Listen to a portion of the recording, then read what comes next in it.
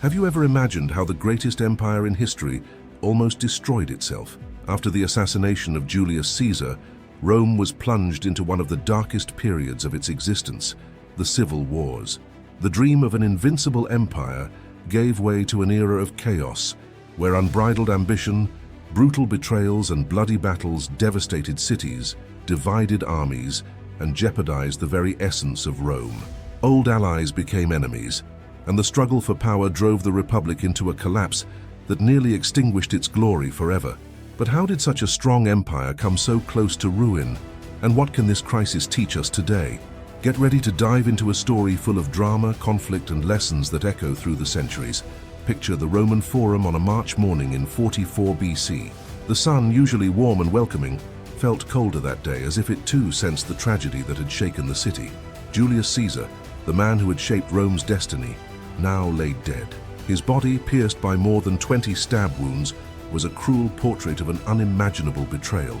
The men who had pledged loyalty to him, friends, allies, and even Brutus, almost like a son, had plunged their blades, destroying not just the man, but the fragile balance he had upheld. News spread quickly, and Rome became divided. Some celebrated in secret, believing Caesar's death marked the return of the Republic. Others mourned, seeing him as a hero who had transformed a city into an empire. Amid the growing chaos, two men rose to the center of this storm: Mark Antony and Octavian. Mark Antony was everything Caesar had been in life: charismatic, experienced, and, above all, ambitious. On the day of Caesar's funeral, he decided to turn the tide in his favor. Before an anxious crowd, Antony climbed onto an improvised stage, his piercing gaze sweeping the audience. Beside him lay Caesar's body, wrapped in his blood-stained cloak. The silence was absolute, and then he began to speak. "People of Rome," he said, his voice heavy with emotion. "Here lies the man who dedicated his life to you, who led our people to greatness. And how was he rewarded? With the blade of betrayal." The crowd murmured, a mix of pain and outrage. But Antony didn't stop there. He drew out Caesar's will, a document that would change everything. Reading it aloud, he revealed that Caesar had left part of his fortune to the people of Rome. Lands, gardens, and wealth beyond their dreams were now theirs. It was enough to ignite the hearts of the citizens. Have you ever tried to unravel what made Rome the greatest empire in the world, only to get lost in an avalanche of details? Don't worry, you're not alone. Imagine finally mastering the most decisive moments in Roman history, learning the brilliant strategies of generals like Julius Caesar and Scipio Africanus, and understanding how their tactics shaped the world's destiny. With this in mind, I created the ebook, The 10 Battles That Shaped the Roman Empire, where you'll gain access to a clear, objective analysis filled with exclusive insights. Discover how Rome won battles deemed impossible and become a true expert in Roman military history. Don't waste time. Access the pinned comment and secure your copy now. Get it before the units run out. The streets of Rome erupted in fury. The crowd attacked the homes of the conspirators, while the senators who had supported the assassination fled or hid. Chaos spread like an uncontrollable wildfire. On the other side of this tumultuous scene was Octavian. He was not a warrior like Antony, nor an experienced politician. He was young, just 18, and many saw him as a boy incapable of facing the titans vying for power. But Octavian had something no one else did. Caesar's will named him as his political and legal heir. He was no longer just Octavian. He now carried the weight of the name Gaius Julius Caesar Octavianus. Octavian watched Antony's speech intently. He understood that this gesture was not merely a tribute to his murdered great-uncle. It was a strategic move. Antony was positioning himself as Caesar's true successor, someone capable of leading Rome through times of crisis. The young heir realized he had to act quickly to avoid being overshadowed before he could even begin. While Antony gained the support of the plebeians and many soldiers loyal to Caesar, Octavian started weaving his own web of alliances. He knew he could not confront Antony head-on, at least not yet. With cunning, he planned to use Caesar's name as a weapon while gathering resources and allies for his cause. Rome was in turmoil. The Senate, divided and weakened, struggled to regain control, but its decisions no longer carried the weight they once did. The people clamored for vengeance, and rival factions formed in the shadows. The city Caesar had unified was on the verge of splintering apart. And so, with Rome divided, and two men vying for the legacy of a giant, the true battle for the future of the greatest empire in history began. Octavian, the young man everyone underestimated, was about to show that inheriting Caesar's name was only the first step in a journey marked by blood, strategy, and power. Before continuing, make sure to remember the name and image of this channel so you can always return to this reliable source on Roman history. Now check if you've subscribed, because here you'll find thoroughly researched and presented facts about one of the most influential civilizations in history. After Julius Caesar's death, Mark Antony quickly moved to consolidate his power, setting his sights on Cisalpine Gaul, a province governed by Decimus Brutus, one of Caesar's assassins. Antony knew that controlling this strategic region was crucial for securing supplies and reinforcements. Thus, he marched his troops and laid siege to the city of Mutina, where Decimus Brutus had taken refuge. The siege was relentless. Antony deployed war machines to bombard the walls and prevent supplies from reaching the city. Inside Mutina, Decimus Brutus and his men fought to hold out, but time was against them. The city was at risk of falling, and with it, the Senate's hopes of keeping Mark Antony in check. Desperate, the Senate sought a solution. They decided to rely on Octavian, Caesar's young political heir. Despite his youth and inexperience, Octavian had already shown skill in rallying troops and resources. With the support of the Senate and legions sworn to Caesar's name, Octavian set out for Mutina. To strengthen his chances, he joined forces with the year's consuls, Pansa and Hirtius, forming a military coalition against Mark Antony. When Octavian's forces met Antony's, the clash was fierce. The first major battle took place at Forum Gallorum. Antony's troops were well-trained veterans of several campaigns, while many of Octavian's soldiers were less experienced. Even so, the coalition led by Octavian managed to hold their ground, inflicting heavy losses on Antony's army. This initial victory boosted the morale of Octavian's forces and slowed Antony's advance. Days later, the decisive battle occurred near Mutina. Antony attempted to encircle and crush Octavian's forces, but underestimated the coordination between the young leader and the consuls. Octavian used clever maneuvers to flank Antony's forces, while Pansa and Hirtius led frontal assaults. The strategy worked, and Antony's troops began to retreat. In the end, Antony was forced to abandon the siege and flee to Transalpine Gaul, leaving Mutina behind. Although the victory was significant, it came at a high cost. Consuls Pansa and Hirtius were killed in combat, leaving a power vacuum that the Senate had not expected. This gave Octavian a unique opportunity to consolidate his political position. Despite being instrumental in saving Mutina and expelling Antony, the Senate continued to treat Octavian as a minor player in the political game. They believed he was young and easily manipulated, ignoring the fact that the young man had already secured the loyalty of his troops. Aware of his position and the military support he had, Octavian acted quickly. He marched his army to Rome, demanding the position of consul. With no other choice, the Senate conceded, and Octavian was elected consul, an impressive feat for someone just 19 years old. This sequence of events marked Octavian's first major victory, both on the battlefield and in the political arena.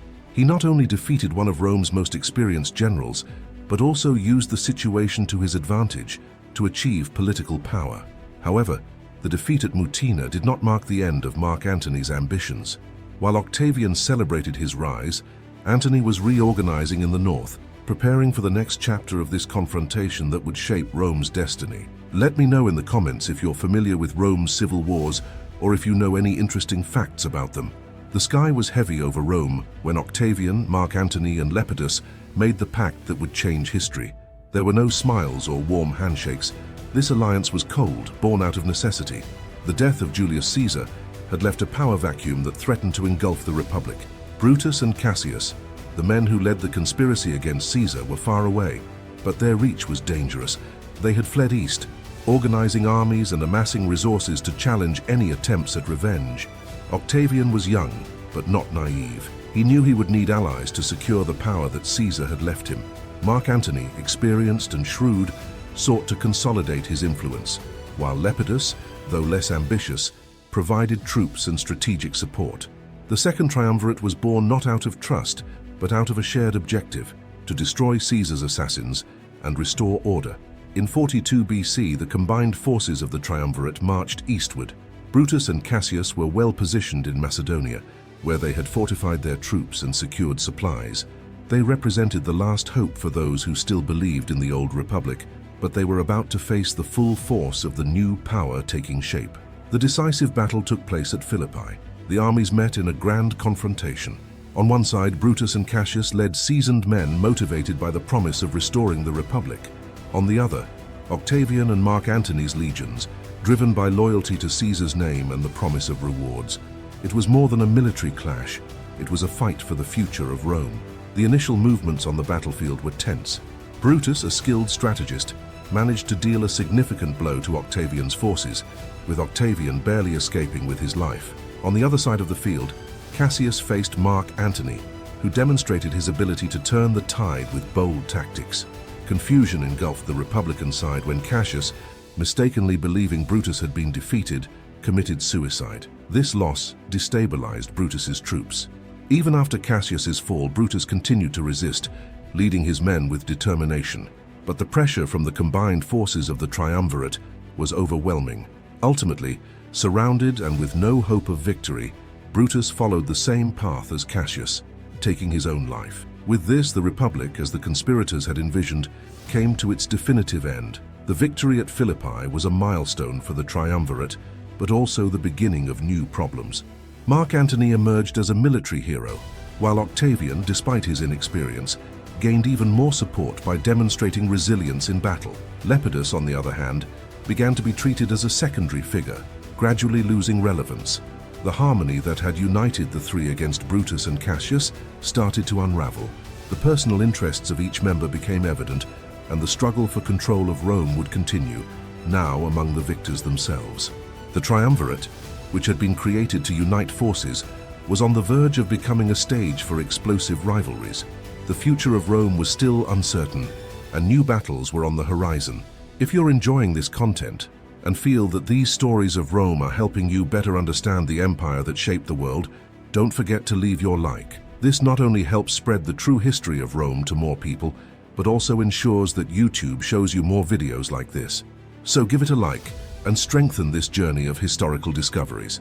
After the defeat of the conspirators at the Battle of Philippi, Octavian and Mark Antony divided responsibilities over the vast Roman territory. Octavian, focused on the west, took control of Italy and the nearby provinces, while Mark Antony, focused on the east, formed a powerful alliance with Cleopatra, the Queen of Egypt. Lepidus, the third member of the Triumvirate, was relegated to the position of administrator of Africa, gradually losing relevance. The power struggle between Octavian and Antony began to intensify. In Italy, Octavian faced a challenging internal scenario. The large number of veterans who had fought under Caesar and later at Philippi demanded land as a reward for their service. To meet these demands, Octavian confiscated properties from Italian cities, which generated discontent and revolts. One of the most notable episodes was the conflict with Lucius Antonius, Mark Antony's brother, and Fulvia, Antony's wife. They led a rebellion against Octavian, supporting the Italian citizens affected by the expropriations. The confrontation culminated in the siege of Perugia. Lucius and Fulvia used the city as a base, believing they could withstand Octavian's military pressure. However, Octavian mobilized his forces and surrounded Perugia, cutting off supplies and wearing down his enemies. After months of resistance, the city finally surrendered. Octavian reacted ruthlessly. Hundreds of Lucius's supporters were executed, while Fulvia was exiled. Although Lucius was spared, this event consolidated Octavian's dominance in Italy and demonstrated his willingness to use force to eliminate opposition. Meanwhile, in the east, Mark Antony capitalized on his strategic alliance with Cleopatra to expand his power. Egypt offered vast resources, especially gold and grain, which Antony used to sustain his military campaigns and build a base of support. Beyond economic benefits, Antony also sought Egypt's political support to secure his supremacy in the east. He conducted several military campaigns in the region, aiming to consolidate territories and strengthen his position against Octavian. The alliance between Antony and Cleopatra was not only military, but also personal. The two formed a relationship that went beyond politics, but this drew increasing criticism in Rome. Cleopatra was seen as a foreign influence over Antony, raising suspicions about his loyalty to the Republic. Octavian exploited this perception to his advantage, promoting propaganda portraying Antony as a traitor who abandoned Roman values in exchange for Oriental luxuries. While Mark Antony gathered forces in the east, Octavian focused on strengthening his position in the west. He used his political and social base of support to reinforce his image as a defender of traditional Roman values. Octavian's marriage to Livia Drusilla was a strategic move that united his political strength with that of one of Rome's most influential families. Moreover, his ability to manage crises, such as the discontent in Italy, demonstrated his control and strategic vision. The rivalry between Octavian and Mark Antony was becoming irreversible. Although the Triumvirate still officially existed, the tension between the two leaders made it clear that a direct confrontation was only a matter of time. On one side, Octavian consolidated his power through political alliances and military control in the west. On the other, Mark Antony and Cleopatra strengthened their position in the east, preparing for a clash that would determine Rome's future. And don't forget to grab your digital book, 10 Battles That Shaped the Roman Empire. It's important to get it now before the copies run out. Imagine a vast hall in the heart of Rome, where Octavian, young and calculating, closely examined the empire's maps. His mind wasn't only on the borders, but also on his rivals. He knew that to definitively conquer Rome, he would need to overcome two obstacles, Lepidus and Mark Antony. One would be easily discarded, the other a much more dangerous challenge. Lepidus, who had been relegated to controlling the African provinces, decided to test Octavian's patience. He gathered troops, perhaps believing he could still challenge the young leader. But Octavian was no longer Caesar's inexperienced heir. He had earned the loyalty of legions and the respect of the Senate. When Lepidus tried to move against him, Octavian responded with surgical precision. Without major battles, he convinced Lepidus's troops to desert and forced him to surrender. The humiliation was complete. Lepidus lost his power and was exiled to a rural estate, where he spent his remaining years with no political relevance. For Octavian, this move was more than a strategic victory. It was a warning to anyone who dared to challenge his authority. Now the West was his. While Octavian solidified his dominance, Mark Antony was thousands of miles away, immersed in a completely different world. In Egypt, he lived alongside Cleopatra, the powerful and enigmatic queen. Together, they formed an alliance that combined Antony's military power with Egypt's vast economic and strategic resources. Gold, grain, and armies flowed to Antony, but at what cost? In Rome, his close alliance with Cleopatra began to raise suspicions. To many, Antony was ceasing to be Roman. He lived in Egypt surrounded by exotic luxuries and seemed more like an Eastern king than a Roman general.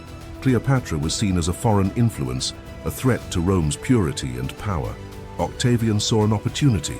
He began working on his propaganda, portraying Antony as a man who had betrayed Rome, abandoning its culture and values to serve the interests of a foreign queen. Meanwhile, Octavian shaped his own image as the defender of Roman ideals, a leader who embodied tradition, discipline, and the true spirit of Rome. With Lepidus out of the picture and Mark Antony increasingly isolated in the east, Octavian strengthened his bases in the west.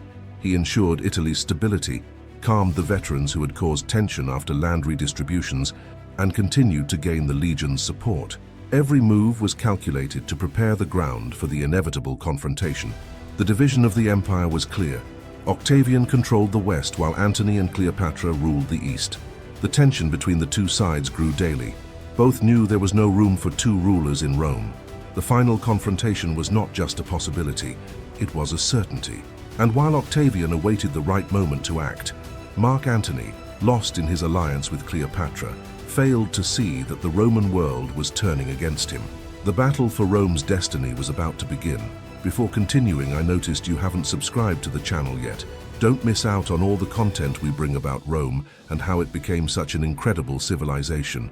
Subscribe now. In 31 BC, Octavian consolidated his military superiority by defeating the fleet of Mark Antony and Cleopatra in the decisive Battle of Actium. This confrontation, which took place off the coast of Greece, was a turning point in the struggle for control of the Roman Empire. Mark Antony, supported by Cleopatra, had assembled a massive fleet of imposing and well-equipped ships financed by Egypt's wealth. Cleopatra, a skilled political strategist, contributed substantial resources and an auxiliary fleet to bolster Antony's position. Octavian, however, was undeterred. Under the command of his talented Admiral Agrippa, he prepared his fleet to face the threat. Octavian's strategy was based on agility and efficiency, while Antony's fleet consisted of larger and heavier ships. Octavian's used smaller, more maneuverable vessels capable of launching quick, surprising attacks. Agrippa's meticulous planning included blocking Antony's supply routes, weakening his forces even before the battle began. During the battle, Octavian's tactical advantage became clear. Antony's fleet, despite its size, struggled with the sluggishness of its ships and a lack of coordination among its commanders. On the other hand, Octavian's fleet attacked with precision, destabilizing the enemy lines. Cleopatra, realizing the growing disadvantage, ordered a retreat with her Egyptian fleet, leaving Antony and his forces in disarray. Antony, upon seeing Cleopatra's flight, abandoned the battlefield to follow her, further worsening the situation for his men. Octavian's victory was decisive. He captured or destroyed much of the enemy fleet, eliminating Antony and Cleopatra's naval threat.